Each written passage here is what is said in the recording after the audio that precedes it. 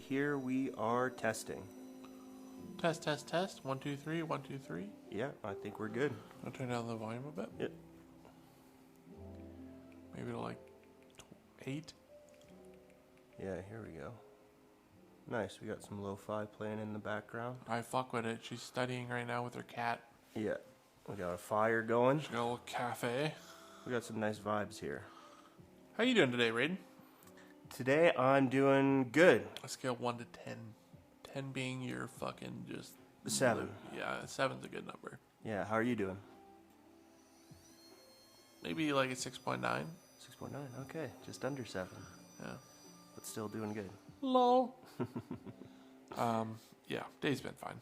Yeah, definitely having a better day than I did yesterday. Yeah, you were kind of out of it for a few days there. Yeah, kind of starting Sunday, I started to, in terms of mood, dip down. You're feeling it a bit. Yeah. Yeah, I get that way sometimes. Yeah, A lot of times I get that way. As do I, my friend. Yeah. So I appreciate it when I'm not feeling that way. Yeah, it's like being sick. Yeah. It's like, fuck, I wish I wasn't sick right now, and then you're out of it. Big time. Yeah. It's It'd be nice if it worked like that. If it was just yeah. like, yeah. Oh, I fuck. think I was talking with my brother about that. This was maybe a couple weeks ago, but it was just like, we were just kind of laughing. It's just like, because there was someone I talked to, maybe this person, she's like a mentor, I would describe her as. Okay. She's been like really generous with like her support, but also like her time and just like giving me advice. That's huge. Like what to do. And she kind of challenged, and like when I saw her, this was at the kind of midway through February. Okay, so we're in the dog days. Yeah, and when I saw her, I was like on a tear. I was like February in general. Was a very kind of effective, efficient month for me. You were killing it. I was killing it, and so I went and saw her, and she was like, "Oh, like, I think what you need, Raiden. I think what would be good for you is get a job and move out of your parents' place." And then when she said that in my mind, like especially when I'm feeling good, like when I'm having a 7, Yeah. when I'm having a 7 day, I'm like, yeah, of course. Yeah, that sounds like a great idea. Excuse me. Then, but it makes me laugh because like on days like Monday and Tuesday, I barely got out of bed. Yeah. And then I was like, there was a few days, I think last week or the week before, where I was having a rough day, and it was just like, and I was talking with my brother about it. It's just like, oh, have you tried just not being depressed? I was like, oh fuck, I haven't thought about that before. Why have I, of 10 years of dealing with this? I'm cured now. Yeah. It's so funny. My brother says the same thing. He's like, have you ever thought of just like walking? Like, Yeah. I'm like, bruh. Sorry, I'm that was probably too hard of a No, laugh. it's funny. It's objectively a funny thing. I'm like, what the fuck? He's like, ooh, my name's Eric. I can't walk. And I'm like, fuck you. Literally, yeah. But I think it's important to be able to make light of, like, and I think to have, like, what's it called, gallows humor. Yeah, I think that's how you cope with shit. big time. I think it's important because, like, I love gallows humor. I agree. I think there's just time and place. I think there's like a Yes, there very much is a time and place. You're not gonna do it at like a funeral. Be like, what? I mean, yeah. yeah. Have you just tried waking up? Oh my god. Ooh, I'm dead. Yeah. Oh, look at me. I'm dead. I hope people have fun at my funeral. Well, not fun. Yeah. I hope there's a good amount of humor and respect. Yeah, exactly. The middle path. Yeah. Actually, yeah. What would you want for your funeral? Well, in terms of like Who, what, when, where, why sort of thing. Yeah. What the vibe? I hope it's... Or you don't really care? I don't really care. Well, I hope it's filled with, like, gratefulness. And, like, people are like, you know what? We had a good run. Yeah. And I hope people aren't like... I just hope it goes smoothly, to be honest. No fights. No fights. Yeah. I'll haunt everyone if there's a fight. Yeah. What about you? I used to think about it a lot, Same. but yeah, now that I've gotten older, I don't think about it as much. I think It's probably for the best. My great grandma. I remember for a long time thinking like I hope a lot of people show up. Like my great grandma, she passed away, and there was not my grandma who just passed away, but my great grandma. So this is when I was young, but I remember there being a ton of people. Tons of people, like out the door people. I was like, and I remember. Sorry. No, go ahead. I was just gonna say I remember being like, like I hope my funeral's like that. Yeah. Yeah, same. My dad's, there was like so many people. Yeah.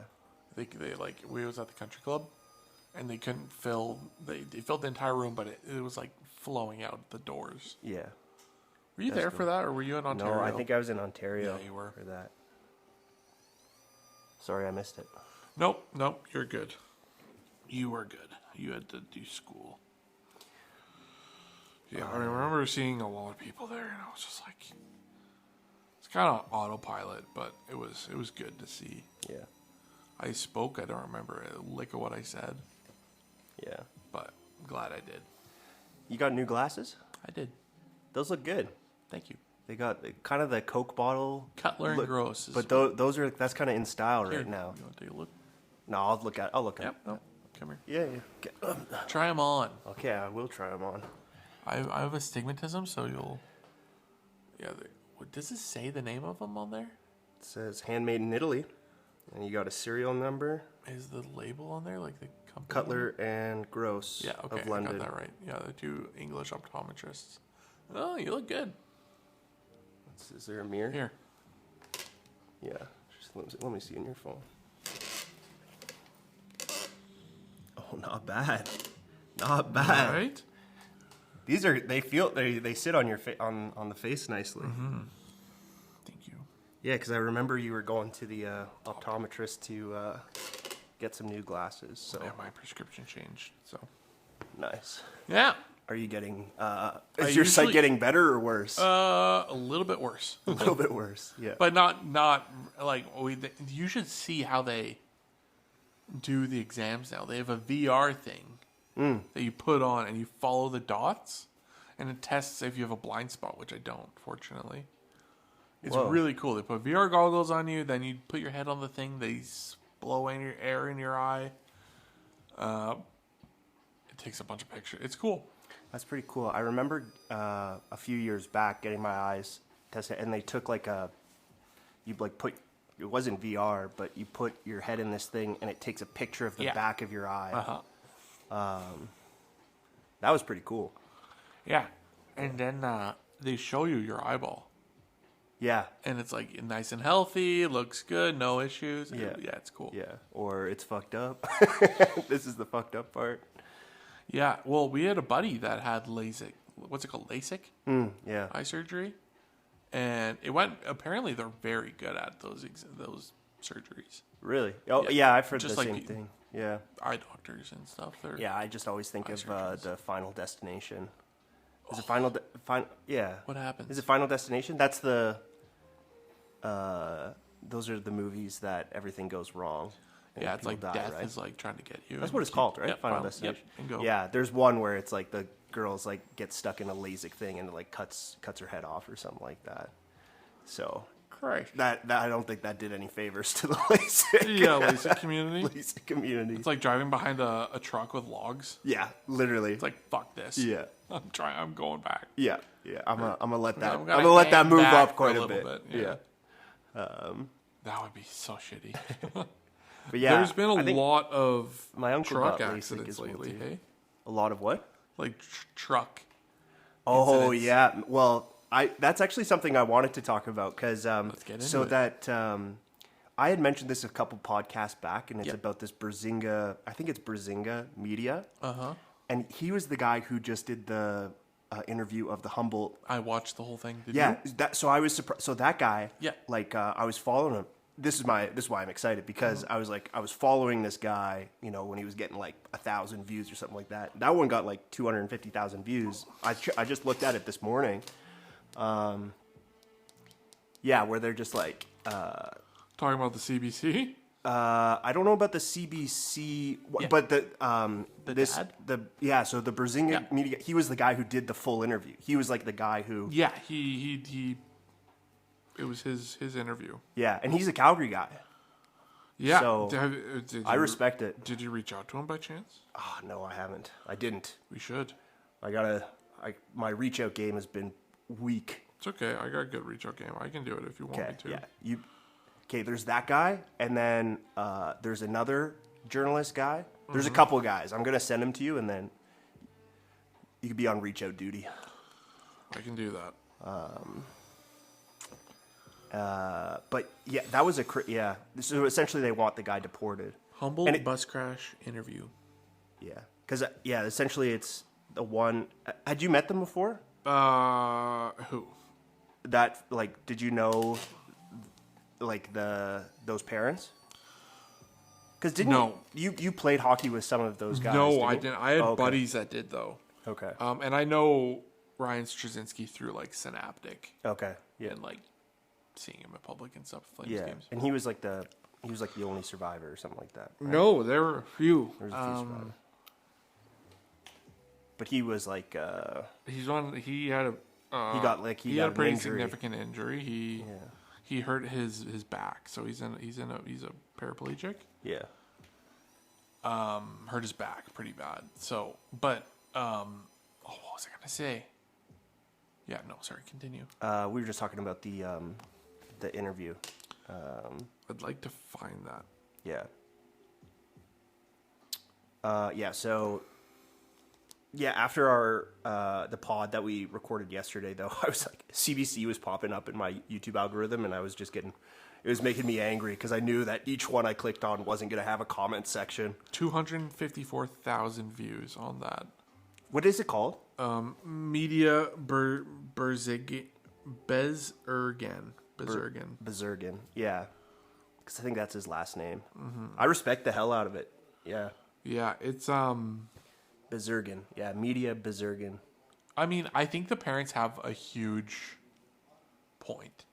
Big time. Yeah, I think he should be gone. Yeah, and I think Like- it seems like he will be, unless like it'll be very controversial if he. Well, how long did he spend in prison? 3 years? He was supposed to be there for like 8 or 9, 10. Yeah. That's fucked. Yeah. I think he has no right to be in this country.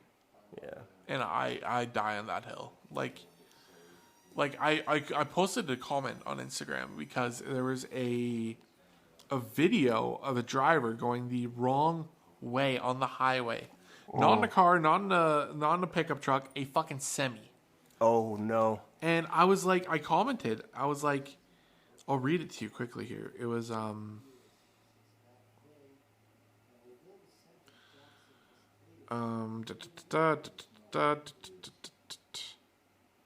yeah, here it is.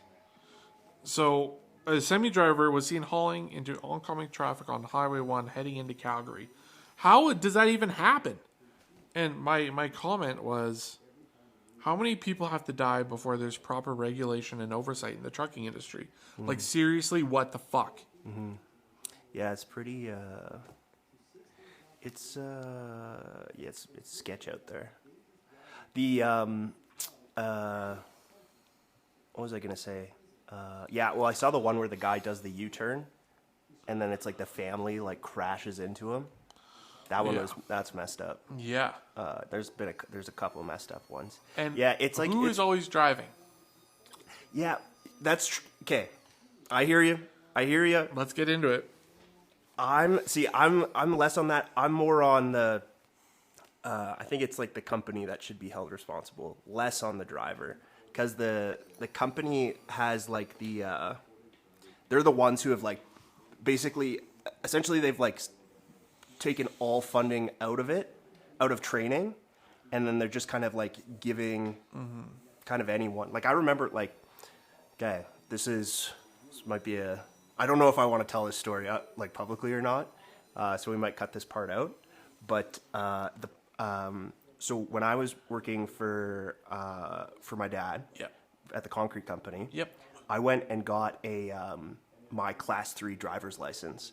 And it was essentially like you sit in a thing for it was like a 1-day session thing. You sit in for it. And this was for a class 3, not a class 1. So a class 1 after the Humboldt County thing, they essentially put like like it was $10,000. There is more training with the class 1, but I would imagine it's not as that much more extreme than what I did. It was either a 1 or 2 day sit through a class thing. Then there was 3 or 4 sessions of driving around.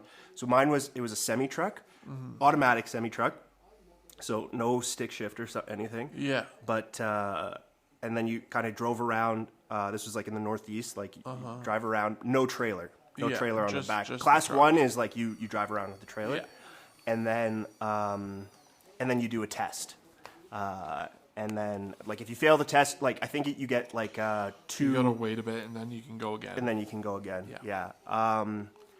So it's not so that's for class 3. So that's like so that'd be like your concrete truck. That'd be for anything with air brakes, classified as air brakes. But I remember that being relatively easy. Like I think it was like $1,500 or something like that. And I remember like after getting it, just being like, well, this is like I have the certification. Do I feel super confident behind the concrete truck? No. And so it's like, so it is a little. There is and right and like and there's not a lot of like training that goes to it. So which is a joke. Yeah. So it's yeah. So that's why like whenever there's like these trucking companies whenever I'm driving, like and that's like one of the things too that I learned is like when you're driving near these semi trucks or and like I think there's two. I don't know. I do see like it is sketchy, but also, like what, so anyways, whenever you're driving near these things, like don't cut like right in front of them and then brake because it takes them way longer to brake. Oh yeah. And then, just like also be like super cognizant of like where you are in their blind spot. And then, if you see like, as soon as like I see one, like typically they're pretty like truck drivers are quite good actually of like knowing their thing, but it's like it's always best to like give it space, or at least they used to be. I don't know if it's that's why this is where I push back, because it's just like I do always think that there is like the hearkening back to like better, safer days, but I don't know if it's like if it was ever like super that safe. My one thing would be like, there would be a labor like a larger labor pool of candidates that like have more experience in truck driving, and now, but even then, it's like they still like a lot of these guys like still have like a lot of experience with truck driving. It's just I think some do. I think, well, that's like the thing. That's why I'm pushing back on it a little bit, because it's like, I don't think it's like, I don't think it's everyone, but there is there's a big portion of the trucking industry in terms of like the pool of drivers I think are very competent and super and know what they're doing. Yeah. But I think the trucking companies are finding these loopholes to not train people, and not pay them as much as I hate to say it, a white guy that's been here and might actually have a bit more like. Well, it's not even it's shitty. Yeah, it's objectively shitty. It's like, tough because it's like that's where the it gets like the conversation gets, because it is true. Like like a lot of people, they come on like the you can, because that's like it really is like the abuse of like the foreign worker program, because essentially what you do is, and I might cut this out as well too, is because I remember like what we did is because you would put out a ad for people to hire people. Yep. And they would come but essentially, yeah, you can get the government to pay half the wage of the person if you bring someone from the foreign worker program. So it's like either if it's a student, or like if you get a foreign worker, one, you can get the person to come over. And then that person is like pretty much, it's like a kind of debt peonage. Yeah. They're pretty much, they're stuck with you, because like if they can go and find another job. Yeah. But if, you know, like if they get fired, there's a high likelihood that you're going to have to move back. And then, yeah, there's like kind of like you can get like these veiled threats. Because I remember that was like one of the things too, is like, oh, I don't know how I feel about, like that was like one of the, like a big thing is like, I don't know. It's like I was essentially put in a position of power. It's just like to work, and then it's just like, hey, but if I like the way that I think about it is just like, nah, I don't feel very good about like kind of like forcing these guys to work. Well, and that's another huge element to it. I think that's like a part of it is just like the system is like. Well, it's like imagine driving to fucking Vancouver from Calgary, and you have to drive through the mountains in the dead of winter. A lot of these guys have never seen fucking snow before. Yeah, that's true. And it is quite sketch as well too, because and they don't want to do it sometimes, and the companies are like tough shit. Yeah, well, it's kind of fucked up. So the way that so the incentive model of how it works is kind of fucked up as well too, because it's like a lot of these guys, what the company does, it's like they're not actually employees, they're contractors, or they're employees for a contractor. Yeah, and it will be like, you know, like you can hire someone and it might be like your cousin or someone like that, and that's how you get like guys who don't have any experience. Is like, okay, it's like a family member, you put them in, and so there is like an element of trust, but it's like it's that's how you get like guys put in positions where because there's a profit incentive to like, okay, like if I can get my like friends or family members in this job, then I don't really have to work as much, and I can just send them on these routes. Yeah. And then there is an incentive for the guy to like not speak up for himself, because if he speaks up, it's like, oh, I don't feel very comfortable, you're gonna get replaced by someone else. Yeah. So it's like a bad incentive model. Oh yeah, that was what I was gonna say. So like if you take that route, right? Like those guys are like, because based on the regulation, I think you can only be. My cousin Zach would be a good person to have on and talk about this, because we essentially went through the same thing, except he stayed in it. And I kind of left. But essentially, if you take, so essentially you have like, you can only drive for like 12 hours. Yeah, and 13 hours. And then it's like, so you have to get as far as you can in 12 hours. And then you have to take, I think it's either, depends on the province or, you either have to take an 8-hour break or a 12-hour break before you can drive again. Guy you'll have another guy in the thing. So it's like you're always going, and then but you don't get paid on the hour. You get paid on the mileage. So it's like you can only drive for 12 hours, but you get paid based on how far you can go. So there's an incentive to push as fast and like move as fast as possible. That's so fucked. So it's like that's why I say it's like it's not really that's why I push back on like I'll get these, get these immigrants out of here, where it's like, it's not really the immigrants' fault. It's like, it's more so, it's just like anyone in that system, like whether you're a white guy, whether you're a brown guy, whoever, it's like, it's just kind of like you're incentivized to push as fast as you can and not think about the consequences. Because it's like, even if like you stick your head up and say something, it's like, you're just going to get replaced with someone new who's not going to make a problem. Yeah, that's fucking wild. Yeah, that's kind of like the whole construction world is kind of based on that. Actually, I think like the Canada labor system is kind of based on that and it kind of always has been. So that's like where I like, because that's why I push back on like the immigrant thing, because like I got my nonno, for example, like he came as an Italian, you know. When he came, like, he wasn't considered a white guy. There was, like, a lot of... Yeah.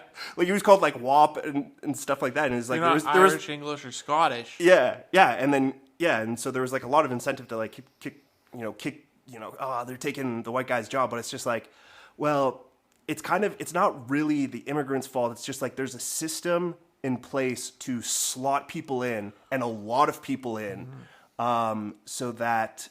you get as low of a labor cost as possible and push like your production rate as fast as possible.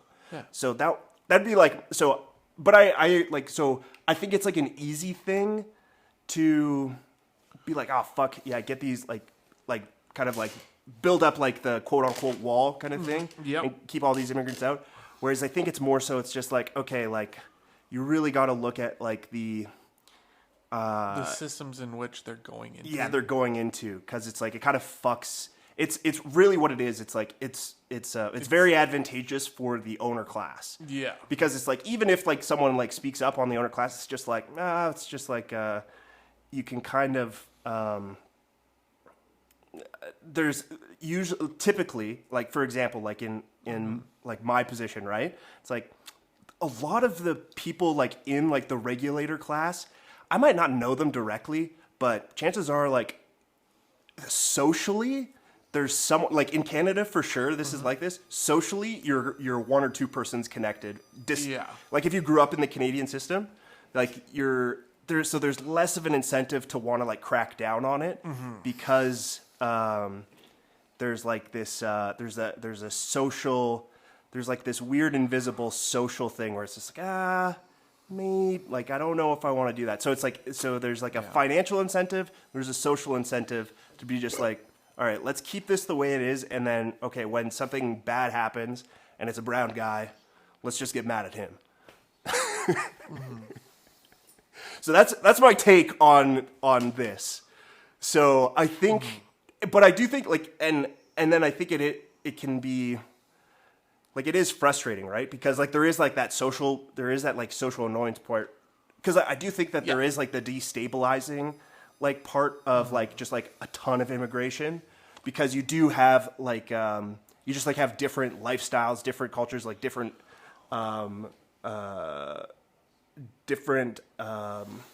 just like ways of life. Yeah. So that is going to see discontent within people. And if like, it kind of goes back, I think this was a few episodes ago, but it's just like, okay, if you make people rich, they don't care. It's kind of like that. If you were like, if the rest of Canada and Canadians were getting rich off of this trucking system, it'd be great. But it's not really all Canadians. It's just like one class of Canadian that is getting rich off of it, and not everyone else, and they have to pay like the externality cost, which is like this social discohesion. Yeah. That's my take. I think that's a good take. I do think it's both. Okay. Like, I don't know. I'm chronically online, as you know. Yeah. My phone is always on, and I'm online because I'm home a lot of the time. So I do see a lot of like this social commentary online about like this particular topic. And I get it. We need immigration. I mean, it's a huge part of how we, expand our economy, how we, there's a bunch of service industry jobs like home care, for example, something I'm quite familiar with. A lot of those lower paying like labor jobs too, that I hate to say it, a lot of white people don't want to do. They do, but I mean, some do, but they don't want to do it for that price. Yeah. Yeah, like that's like a big thing that like grinds my gears is like, oh, there's a labor shortage. It's like, not really. There's a wage shortage. Yeah. Yeah. So I do understand, and I do feel bad for some of them. Like a lot of the time, these guys get thrown into these positions that they don't really know how to manage, because they've only been here for let's say a year or less. Yeah, or less, and I don't know. It's annoying because like a part of me is like, if you can't speak fucking English, why are you working a job that requires you to fundamentally understand the language, right? And maybe that's racist. Maybe it's not. I don't know.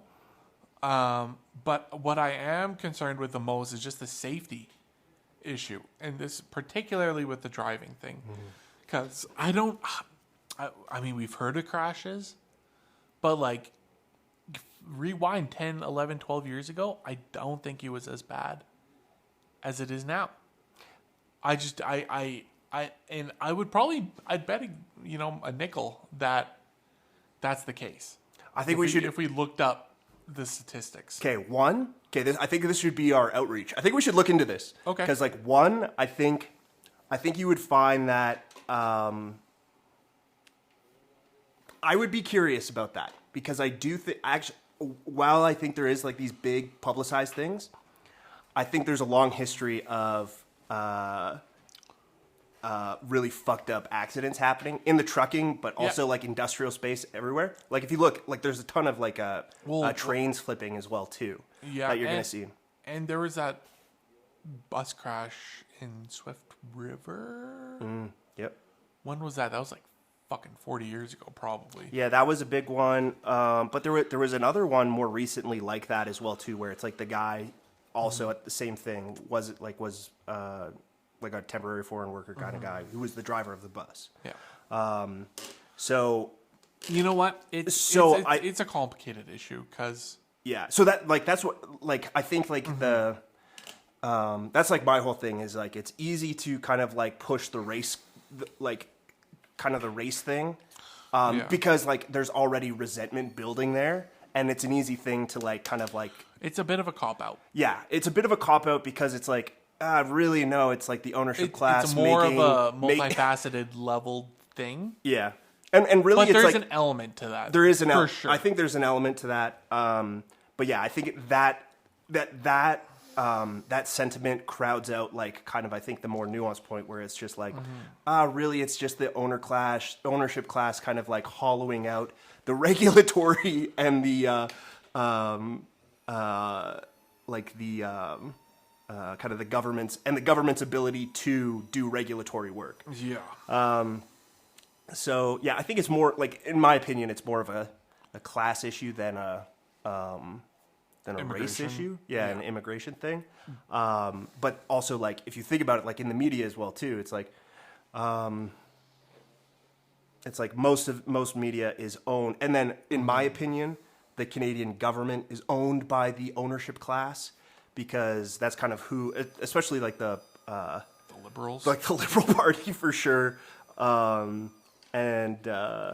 it's more so the ownership class, because like if you look at who owns the trucking companies, who owns like your distribution network, it's it's typically it's more diverse now, but it's typically landowning rich white guys. But this goes back to my whole thing on bell hooks and like the patriarchy. Yeah. So it's actually the patriarchy is, if you think about the patriarchy, who really should want to be dismantling the patriarchy is men themselves. Because if you look at like the hierarchical design of the patriarchy, it is we talked about this a couple episodes ago. It's like it's most brutal to men. Yeah. It's like it teaches men to be unfeeling, unthinking, and just like striving for this like imaginary abstract, just like I'm going to be the best, and it selects for that. So like the men at the top who are in the patriarchy, they get all the money and the bitches, which is great for those guys. But that is like not most men. That is a sliver of the population. That is like a tiny, tiny, tiny sliver of the men. And then it's like, it's brutal to men and women and everyone, except for like those like very few people. So I know so for my more conservative and capitalist listeners out there, I know that might not be something you'd like to hear, but I do think capitalism great. I don't think we live in a capitalist society. I think we live in a corporatist, oligarchical society, especially Canada, for a long time. It's kind of always been like that. Yeah. So this kind of goes back to our secret society, where, I think our secret society... And I've been reading a lot about the Alberta... the independence thing? Not a little bit about that, but more so, goes back to history, the Social Credit Party. Oh. So the Social Credit Party, it was It was essentially it came out of farm unions, Oh wow.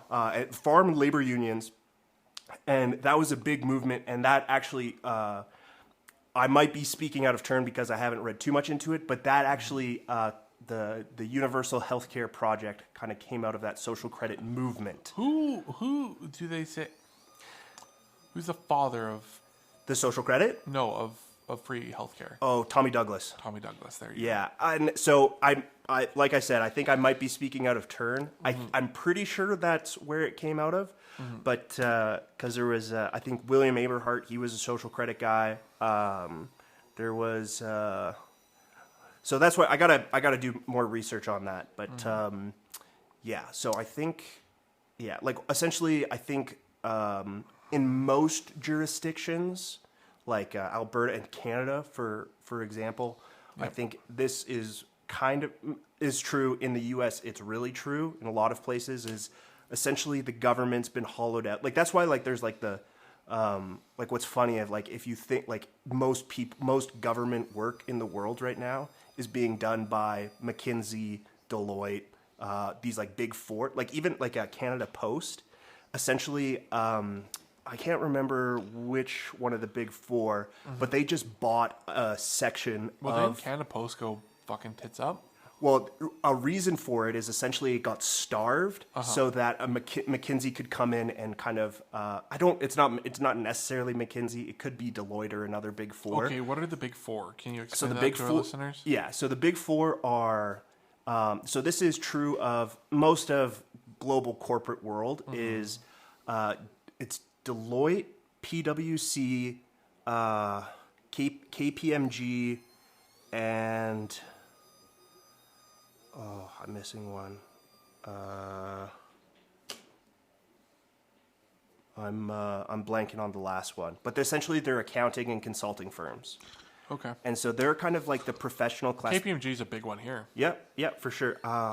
Could you look up the other one? What? So wait, what do you want me to ask? Just say the big ChatGPT? four. The big four. Who are the big four accounting firms? Who are the big four accounting firms? And it used to be Arthur Andersen, but they blew up in the Deloitte number one, Pricewaterhouse, PwC, Ernest and Young, EY, yeah, and KPMG. and KPMG. Okay, yeah, that's who I was missing. And then the other one used to be Arthur Andersen. Arthur Andersen? And they blew up in the Enron scandal because they were So a lot of their business units got absorbed into the other big four. But I also think I have I remember looking into this. I think Accenture kind of came out of Arthur Andersen. And so Accenture is just another same thing. So it's essentially they just did a rebrand. Just a bit smaller. Yeah, and so just a bit smaller. Kind of they lost some business from it, but essentially it's like kind of like through is like kind of like a fee, like for any like corporate thing. If you're making money, essentially if you're making money and you get like kind of in a you get in a some hot water trouble doing what you're doing. Essentially what happens is like you cut off the limb. And then from those ashes, a new thing will rise. Yeah. Because it's just like, oh, fuck, we're making too much money. We can't just stop this. Yeah, it's basically a phoenix. Yeah, exactly. So kind of Accenture kind of came out of the Arthur Andersen kind of thing.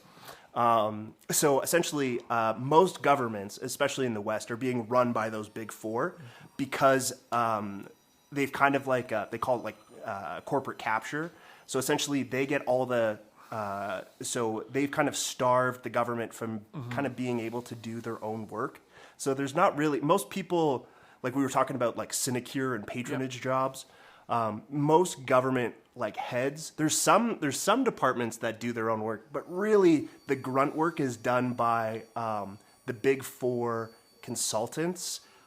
Basically, they hire new grads to just do grunt work for the government and like corporate, like other corporate entities. Yeah. And so essentially they're kind of like the worker bee class of the corporate world. So, but like the problem with that is that now that most governments have like, essentially they've starved their ability to run themselves because they're just like, oh, we can save all this money by firing. We don't have to have an employee base because we can hire private industry to run us instead. And that's kind of by design. So it's like you starve out the government so that it can't run itself without the big four. And then so you get like these massive contracts to run these things. And that's how you like kind of get forever money. Yeah. And then now, so like if you look at the Canada Post thing, I remember like, cause I was living in Ottawa and I remember talking to a guy and he's just like, oh yeah, we run Canada Post for the government. Like that's kind of what I do. Yeah. I think it was Deloitte. But yeah, and so essentially, and I remember it's just like, okay, so they're essentially getting ready for that to peel out so that that can be run separately. Because like if you look at the Shoppers Drug Marts, you have like the Canada Post there. Yeah. But a lot of like there's like a public Canada Post and then like a private like Canada Post. Yeah. And so it's essentially going to become a private, like the Canada Post is like, oh, we can't run it anymore. Oh no, it's like, well, you can't run it anymore because you starved it.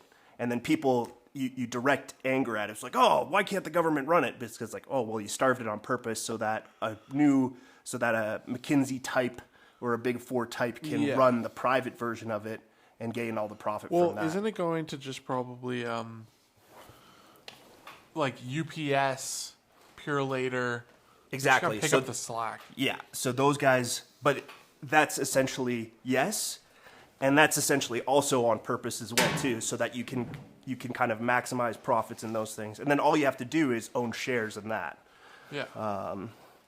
So, but once you get rid of like the public service, then you don't like that's like a big thing that you don't have to compete. That's like you're getting rid of a competitor. Yeah. Who has like a set price. So. And that's good for shareholders, but it's typically not good because what you do, especially in Canada and Australia and like other kind of commonwealths, is typically those companies that compete, like the Big Four, for example, or like UPS or whatever. It's like the market's so small that really it can only support like one or two competitors. And when you only have one or two competitors, you can fix prices. Like when you have 10 competitors, this goes back to the making things expensive, right? Like when you have 10, 11, 12, 15, it becomes harder to collude with that many parties. But if you only have one or two, it's like you just have to get coffee with a guy. Yeah. And it's just like, hey, we should like, maybe like a standard rate should be like $2 a package. And then it's just like, yeah, $2 a package sounds good. Yeah. Yeah. And then you don't have to talk to anyone else. Yeah. It's just a backroom deal. It's just a backroom deal. So essentially, like, yeah, as you have fewer and fewer competitors, backroom deals become easier and easier to organize. And, yeah, so I think Canada is mostly that. Which is, too bad. So that's why I think our secret society, like, either one, we gain enough power to join those backroom deals, or two, we just, like, kind of expose it, and then we bring prices down for everyone in the meantime. Yeah. So... those are my thoughts. No, that's a good thought. Yeah. I just threw a lot at you. Yeah, you did. I'm still absorbing. So where do you see, in your opinion, your learned opinion, what does the future look like in regards to what we're just talking about?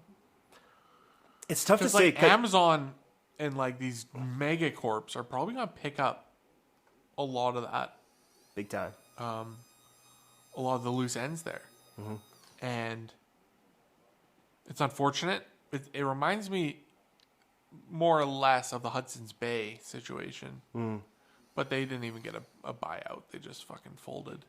Yeah. Yeah. Company was what? 100 and something years old. Crazy. Yeah, so essentially, yeah, I think you're going to get a lot of that with like these legacy Canadian brand / institutions. That's already happened. Like if you look at Tim Hortons, it's been kind of it's American now. Yeah, well, it's American, but it's also been like slashed essentially. Like if you think of like any corporation or business, right? Like the thing that you want to do is maximize revenue, minimize expenses, so that you have as much profit as possible. Yeah. So I think what you'll do is like it's kind of like Lululemon kind of does this as well too, because it's once you hit scale and once you have market domination, essentially you don't have to really focus on good products anymore. You can just what you do is like, okay, you got enough market market share. So now let's just cut our costs. So you make the thing shittier, and then you try and raise the price as much as you can, so that you're getting, like Lululemon does this, where it's like their stuff used to be really good, but now it's like you can tell that there's like they're on, and so sometimes they're it's focusing on their margins for sure. Exactly. So yeah, and that's like kind of like one of the things is like when you have when you make your market non-competitive. That's what you get is like the Hudson's Bay was probably for a long time them both of like they were floundering for a little bit. Well, they were floundering for a little bit, but like you got to think, but like before Hudson's Bay was like that like the retail store, they were like the provisioner, and they were the largest landholder in Canada by far. So like for hundreds of years, so they. So like them finally petering out, that was like a long process. It was, That was like probably 100-year process. And then like the nail in the coffin was like they weren't able to compete with the like the online retailers. The new age. Yeah, because it's like they had like they were a legacy company. Exactly. So there's. And in my opinion, I think it's good to actually allow companies to die because they should be like. I also think this as well too is like. Well, not everyone should be bailed out by the government. Big time. So 100%. It's not necessarily good when. No, it's not. Like if you look at like 2008, like oh fuck, like all the banks shouldn't have been bailed out. The It's banks, like all these giant like company like Ford. Yeah, no, those should like. Or GM, I think it was GM that got bailed out. It becomes complicated because it's just like they are like a source of jobs and like stability for people, which like theoretically is good. I'm kind of have this like quasi opinion that, like most people who have a job, especially if it's a corporate job, like I'm not the first person to say this, but David Graeber, he was like this kind of philosopher guy who said this was like most jobs are bullshit jobs. It's like, and I kind of agree with him where it's like really, because if you look inside any business, 20% of the people within any organization are doing 80% of the work because it's like, yeah, they're kind of like the most effective. And I think that's in most cases, in any business, any organization, any group of 2 or more people, like that's typically what's happening. And maybe not 2 or more people, but maybe once you hit 5 or maybe 10 people, it's like there's a 20% of the people are doing 80% of the work. It's not necessarily means that like the other 20% of the work, it's like it's not like could be like super important. Yeah. So essentially there's 20% of the people who are like the most effective, and then just like really you get like these balloon of corporations that are essentially there to just kind of make jobs. And it's like, and really like if you look at like the tech companies, essentially they want to balloon jobs because it's a political thing so that they can get government contracts. Yeah. And have you seen what's the new AI that didn't cooperate with Claude? Did you see Claude's projection of jobs that are going to be taken over by AI? Yeah, probably most of them. Most of them, unless it's like fucking physical labor jobs. Yeah, and even those are kind of like next on the maybe not next on the cutting block, but I think it's just like it's going to like that's my whole thing is that like I think there's like what I really think like I've been thinking about this for a long time is like maybe not a long time, but like for the past like couple of years is like really like because especially like in schools and then and like in universities, there's like oh, you could be the great next entrepreneur. You could be the great, be a business owner. Start this. It's like really the world doesn't need another entrepreneur. What they need is like the next great union laborer, the next great political organizer, because there's like these big swaths of people whose job they're just going to lose, and then. Okay, so then now you're going to have a bunch of disgruntled, unemployed people. And it's like, okay, you need to, if you can organize those people, you can restructure society. Yeah. And I think that's what's going to happen, something like that. There's this great guy, I've mentioned him a couple times on here. Chinese guy? Yeah, the Chinese guy, Predictive History. Yeah. He's got this, so he had this one on secret societies. It's about, I would recommend it to anyone listening to go and watch it. It's like he's a.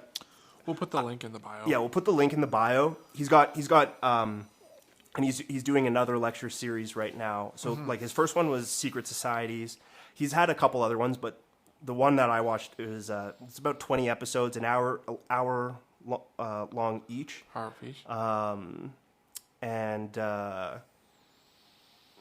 really interesting on just like the evolution of secret societies, the history of secret societies, and how they kind of form and gain power. Influence the masses. Yeah, influence. So that one's a really great watch. He has another one right now called Game Theory, and it's his newest is, episode 8. It's kind of like reoccurring, so he's like on his eight lecture. And so I did see a thing where it seemed like there was like kind of like a coordinated bot attack saying that he's like a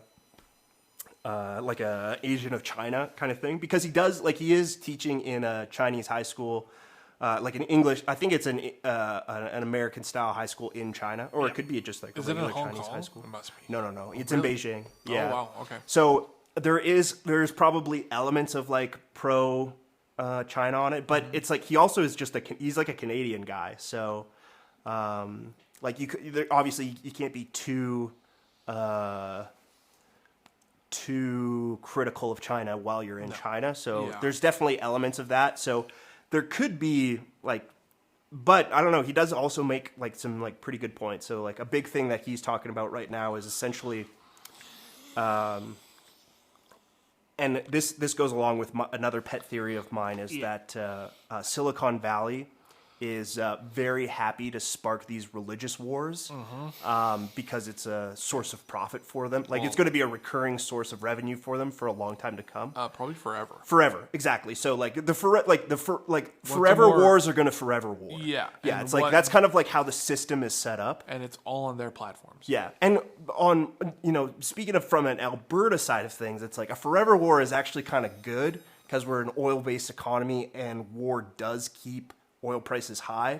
So it's like, it's kind of macabre to say, but a forever war is kind of good for the Alberta economy. And actually for the typically the Canadian economy, because we are a resource-based economy at the end of the day, which is macabre and it is pretty sad. Yeah, that's just, I'm just pointing out the incentive, people. Don't get mad at me. It's the way of the world. Hate the game. Don't hate the player, hate the game. Exactly. But one of his big points is it's like, so essentially there's a religious war going on, or that's about to play out in the Middle East right now, because you have so like if you look at the GCC, most of them are I'll put the link for this last episode, which is like super interesting, and he just goes on like if you look at like the Bible, the Quran,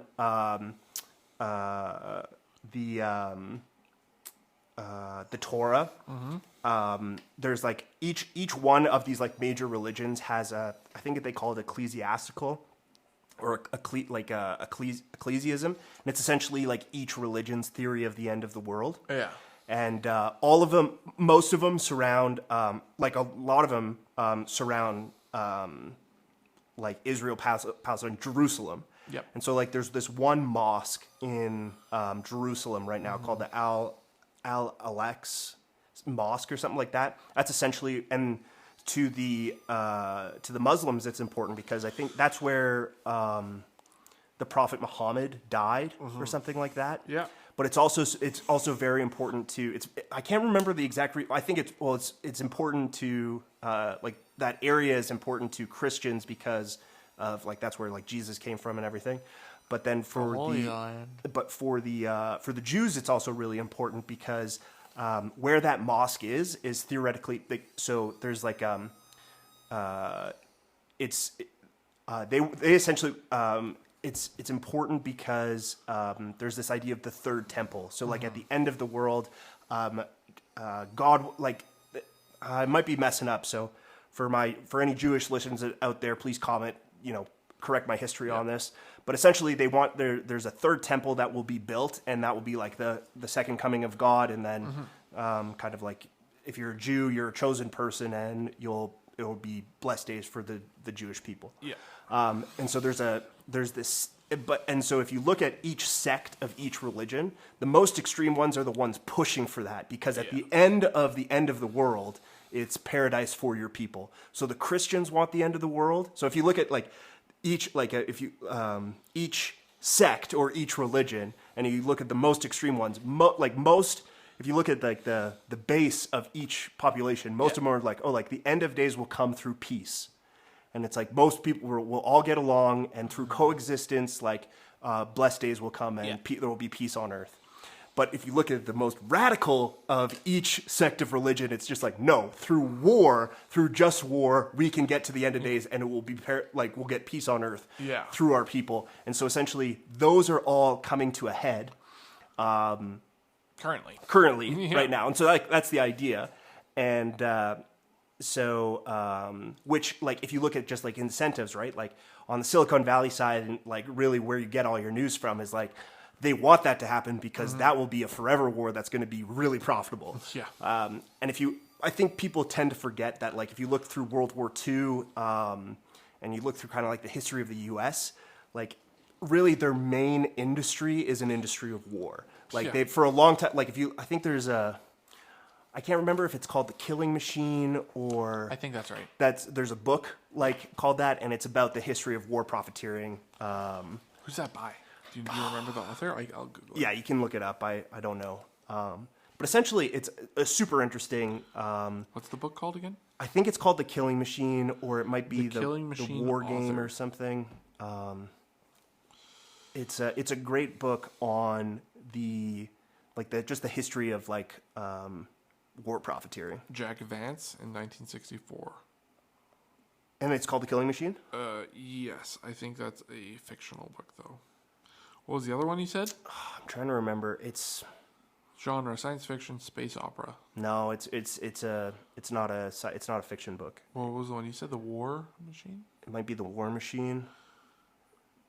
You could probably just ask it what are some nonfiction books about war profiteering during World War II? What are some war books about war profiteering? Nonfiction.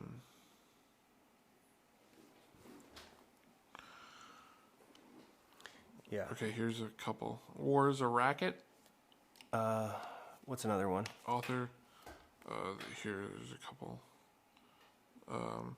The Spoils of War. Andrew Cockburn. Keep going. Blackwater. Mm-mm. The Shadow World. Nope. The Prophets of War. Mm-mm. Or Prophets of War. Those are the 5 I recommended. Okay, I'll get back to you, listener, about the book that I'm thinking about. I'll leave a link to it in the so I'll link to the predictive history guy. Mm-hmm. So essentially what he's saying is that, and if you look at the incentives of each one of these countries, Israel wants to be dominant in the Middle East. Yeah, they want the entire... Yeah, they call it the Greater Israel Project. Yeah, their ambitions are fucking bonkers. Yeah. From our perspective, right? From a non-Jewish guy in Canada, it's well, that seems fucking crazy. But for them, they're probably yeah, this is what I've been working for. Well, for them, it strikes you as more of a flight or flight thing. It's survival. Yeah. For them.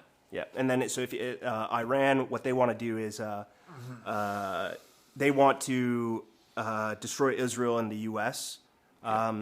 So that they can control the Middle East. And then if you look at the GCC countries, that's mainly Saudi Arabia is kind of the power player there.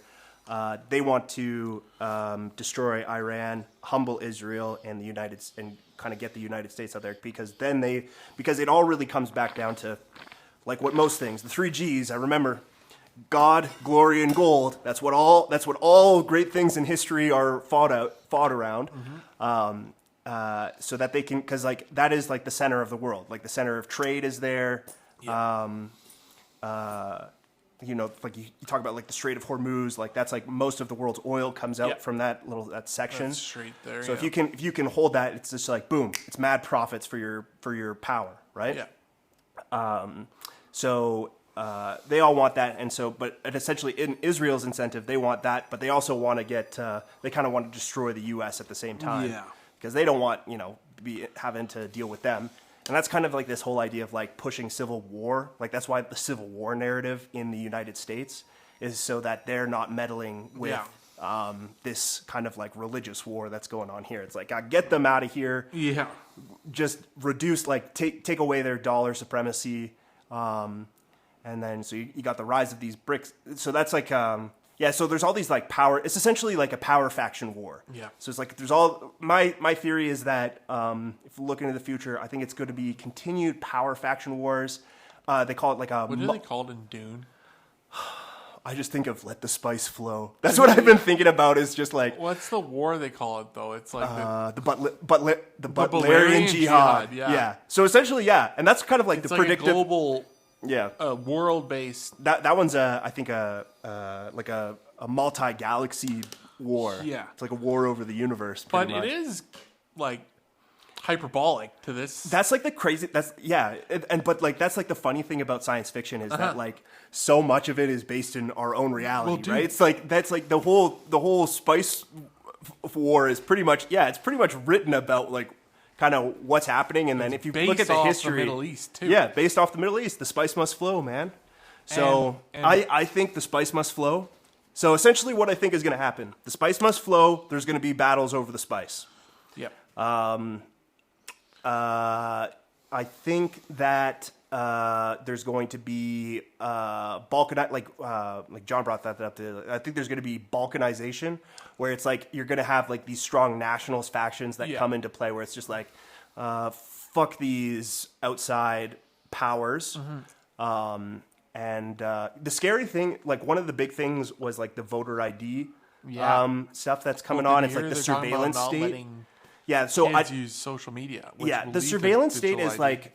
It really bugs me, and so some people are like all for it. It's like, like it'll be safe. I got nothing to hide. I got nothing to hide. Yeah, and I think that's it's a bit naive. I think that's a naive opinion, and I think it's kind of it's just like it's especially like in terms of like slippery slope. Yeah, too. and so like that bugs me because I think one, I don't like being tracked. One, I don't like being like just like I get like you can like when you're on film, it's just like it's gross, and then it's like as well too. It's like that like I've seen it as well too with people, and it makes me really sad. Just like the self-censorship that occurs. Like you can tell someone like wants to say something, but they're not because they don't want to get fucking arrested. Yeah, either arrested or just like blacklisted, or just like what about my job? What about this or what about it? And it's like they're valid fears. It's like I want to blame the person for like censoring themselves, but it's just like no, it's like. The system is set up to make you shut up. The right to be so it's like I've been thinking about it. It's like give me freedom or give me death, and it's just like I think in the U.S. that's going to pop up, but that's going to like create that's what's going to create like these balkanizations. You're going to get like these freedom loving people. Define balkanizations. Balkanization is like it's kind of like what happened in Yugoslavia. Is like you have like these it's like ethnic or ideological factions that break up like a union. So it's like if you have like a unified country, and then you're going to get like these breaking up. It's weird because there's a ton of that going on, but I also see a ton of consolidation happening across industries, government, like so that's the scary thing is just like if you look at like the power, like the power factions, like that's like the big play is like so there's unification on the political sphere of like a lot of people being like fuck these rich people, like fuck these powerful people. So that's like this. They talk about like the Gini coefficient. The Gini coefficient is a measurement of like how unequal a country is. So, in my opinion, the Gini coefficient, the GINI, and it stands for gross, something or other. But essentially, my prediction is that is going to increase. It's like it's going to get worse in all countries, where it's like you're going to get fewer and fewer people holding more and more power and wealth. And that's going to cause a unified. That's like what causes like social instability. Is I can't remember if it's a high Gini coefficient or a low Gini coefficient. Which one means like less or more equal? But essentially, the more unequal a society becomes, the less stable it becomes. Yeah. So I think that, in my opinion, this should be our secret society thing. Is we should push for an unraveling of the surveillance state. Yeah. Because it makes people fucking crazy. Like if you observe people for too much all the times. One, everyone's going to do something bad, and two, it makes you fucking crazy.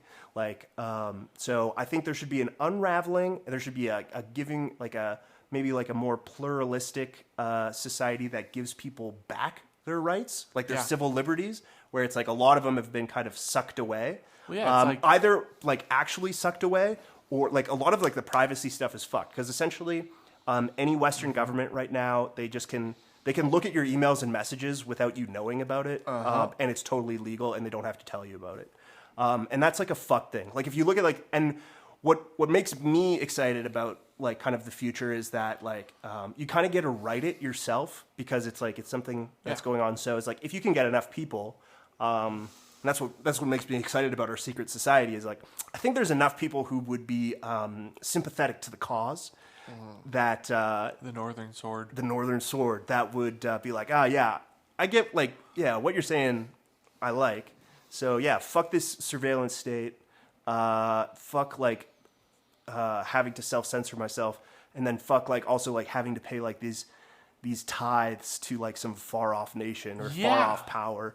And for the Alberta story, it's really like that. It's you could unify. That's where the whole Alberta separatist movement comes from. Is there's a narrative of we're basically paying tithes to Ottawa, who doesn't do anything doesn't give a fuck about the West at all. And so it's really easy to unify people around that. And so all these separatist movements, the Alberta one is a good one, but I think there's one in Hawaii definitely has a separatist movement. There's the Civil War factioning going on within the United States. I think that will play out. The Civil War? I don't know if it, but the war will be different. Because the war will be fought, it will be mainly a propaganda war, which is being fought right now. Almost. Yeah, there is it's like a domestic Cold War. Yeah, and I do think that's in play right now. Yeah, so that's being fought out right now. We're in the middle. Tradecraft happening in front of our eyes. Just fucking turn on the TV. Yeah, or just talk to someone. To someone. It's the person down the street is going to have a totally different view of what's happening in the world than you are, and that's the propaganda war in motion. Talk to your parents. A big one is demographically. Age demographically, it's because just based on the platforms that people use, it's they're getting a total different.